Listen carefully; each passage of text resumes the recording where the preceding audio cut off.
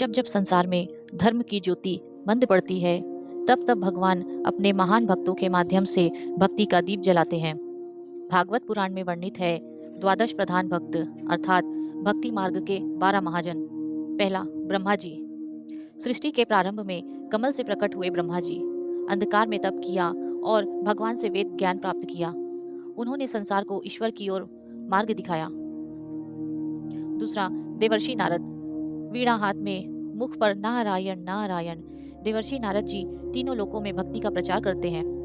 जहाँ जाते हैं वहाँ प्रेम और नाम स्मरण की धारा बहा देते हैं।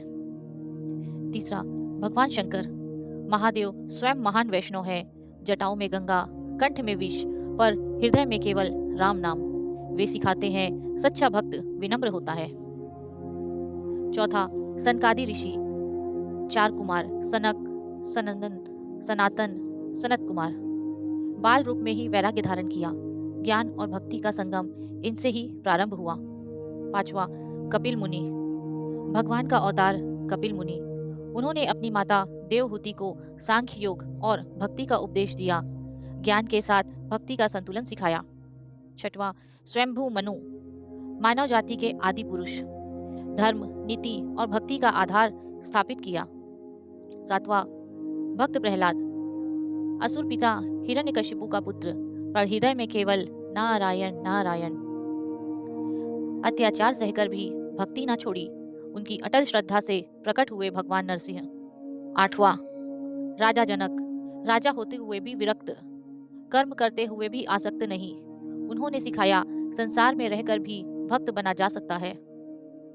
नौवां, भीष्म पितामह। शरशैया पर लेटे हुए अंतिम श्वासों में श्री कृष्ण का स्मरण, भक्ति का ऐसा आदर्श जिसने मृत्यु को भी पवित्र बना दिया। 10वां, बलि महाराज। वामन भगवान को 3 पग भूमि दान में दे दी। सब कुछ खोकर भी भगवान को पा लिया। समर्पण की सर्वोच्च मिसाल। 11वां, सुखदेव गोस्वामी। निर्लेप ब्रह्मज्ञानी संत। राजा परीक्षित को 7 दिन में भागवत कथा सुनाई। भक्ति का अमृत संसार में फैलाया।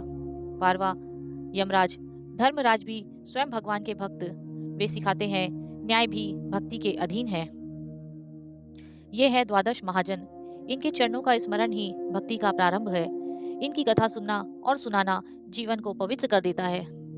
इन द्वादश महाजनों से हमें 4 मुख्य सिद्धांत मिलते हैं। पहला, श्रवण अर्थात सुनना। दूसरा, कीर्तन और नाम जाप। तीसरा, स्मरण अर्थात स्मृति। चौथा, समर्पण अर्थात आत्मनिवेदन। भक्ति केवल भावना नहीं बल्कि जीवन पद्धति है।